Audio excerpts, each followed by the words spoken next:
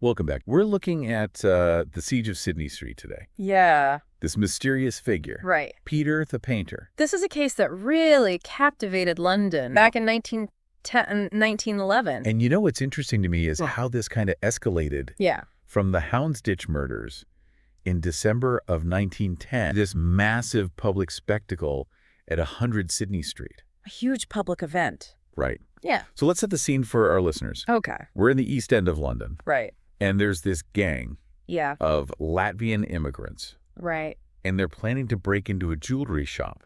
They were. These aren't just any petty thieves. Yeah. They're connected to these anarchist groups. They were. Possibly with ties to the U.S. and Paris.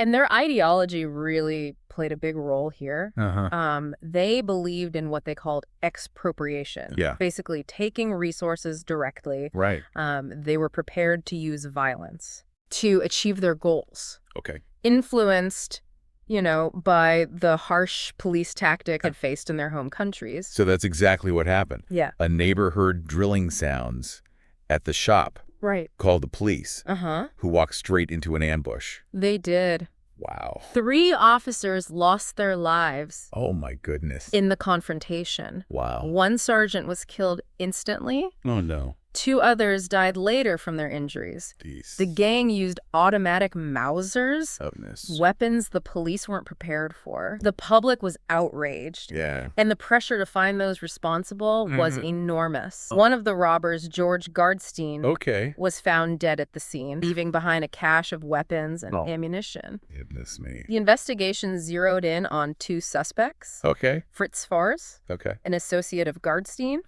and the mysterious Peter the Painter, whose true identity is still debated today. The police had a photo of Peter the Painter, supposedly taken in Philadelphia, but his background was a web of aliases. Oh, my goodness. Some believe he was Yakov Peters, who later became a prominent figure in the Cheka, the Bolshevik secret police.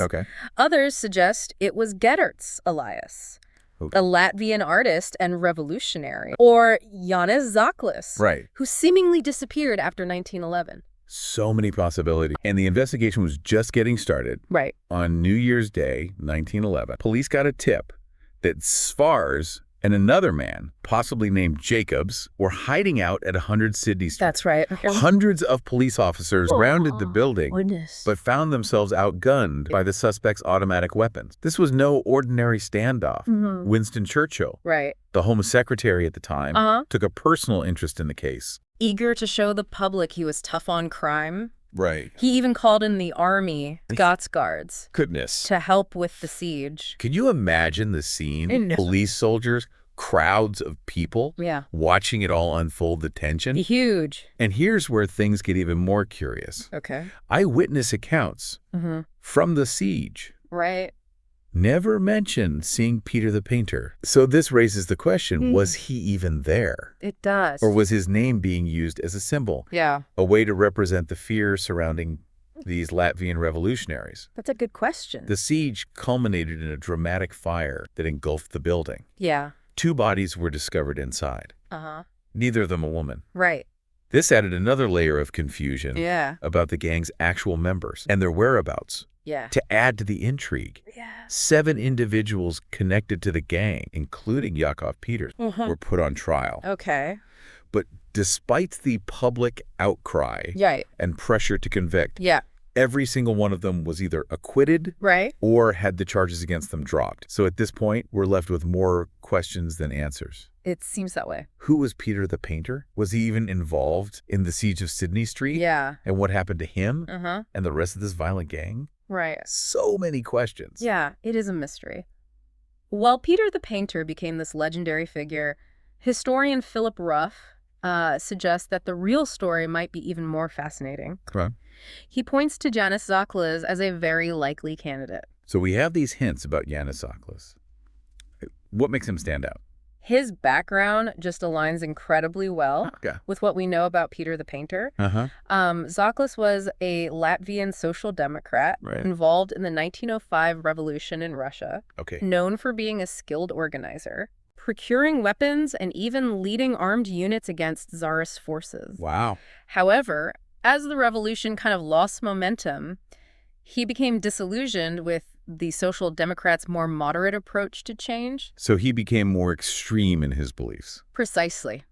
He embraced this more radical anarchist philosophy. Okay. He was influenced by thinkers like Mikhail Bakunin and Peter Kropotkin, who advocated for what they called propaganda by the deed. Interesting. Essentially taking direct action, often violent, to disrupt the state. Okay. And inspire the masses to revolt. Zaklis formed his own group in Latvia, which he called Myself, Words, and Action. Wow. Quite a statement. Yeah, a commitment to action. Did he live up to that name? Absolutely. He was involved in organizing raids on police stations. Okay. And even orchestrated a daring prison break. Oh, wow. To free his comrades. Okay. Remember Fritz Svars from the Houndsditch Murders? Yeah. Zaklis played a key role in helping Svars escape from prison in Riga, Latvia. So this guy was already a seasoned revolutionary before he even came to London. Yeah. What brought him to England? So as the crackdown on revolutionaries intensified in Latvia, Zaklis, like many others, was forced to flee. Yeah. He likely arrived in the United States around 1909, where he continued his activities. Right. There are reports placing him in Philadelphia, possibly connecting with those anarchist networks we mentioned earlier. I'm guessing he wasn't just attending political meetings in Philadelphia. You're right. He was likely involved in robberies there. Okay. Continuing that expropriation theme to fund the movement. Right. However, it seems the U.S. was only a temporary stop. Okay. His ultimate goal, it seemed, was reigniting the revolutionary spirit back in Europe. So he travels to Europe, but why would he choose to settle in London, the heart of the very empire he was fighting against? That's a good question, one historians are still trying to answer. Yeah. We do know that he was in London by late 1910, likely reunited with Svars and other Latvian revolutionaries. Okay. Their exact purpose for being in London is unclear. Right. But it likely involved raising funds, acquiring weapons, and possibly connecting with other anarchist groups operating in England. Okay, so we have Zaklis in London, possibly leading this gang of Latvian revolutionaries. How do we link him to the Houndsditch Murders and the Siege of Sydney Street?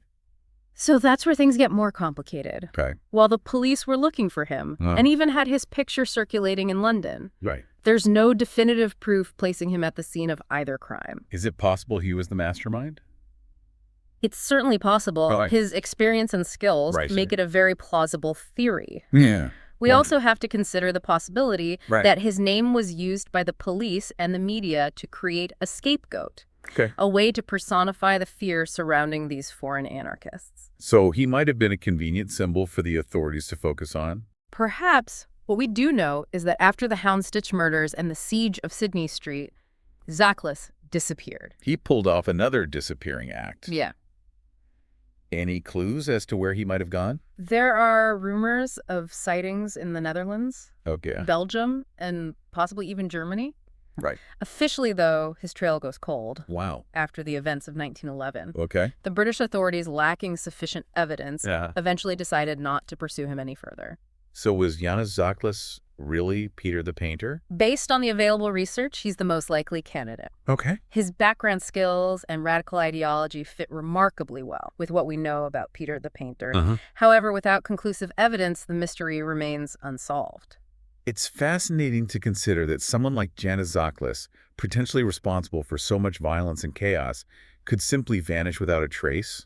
And that's part of what makes this case so captivating. It's not just about a series of crimes. It's about the clash of ideologies. During a time of rapid societal change.